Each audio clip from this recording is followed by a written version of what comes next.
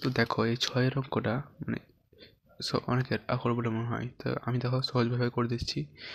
তো একটি ঘনকের কর্ণের দৈর্ঘ্য 4√3 সেমি হলে ঘনটির সমগ্রতলের ক্ষেত্রফল হিসাব করে লিখি।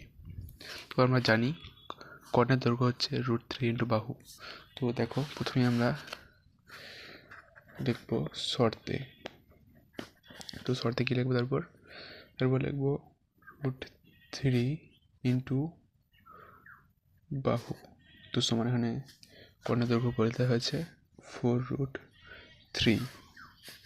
তো এখানে আমরা বাহু বাই করবো। তো বাহু, তো √3 উঠে গেছে, তার বাহু সমান থাকছে 4। তো এখানে বলেছে সমগ্রতলের ক্ষেত্রফল সেগুলো লিখে দাও। আমরা জানি সমগ্রতলের ক্ষেত্রফল সূত্র। তো যদি না জেনে থাকো তাহলে দেখে নাও। সমগ্র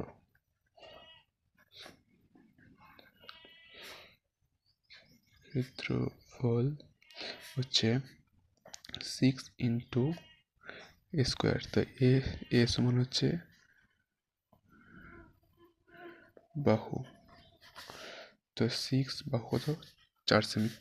তো দেখো 4 স্কোয়ার, তো 6 4 4 16। তো 16 6 কত হয়, তো 16 6 96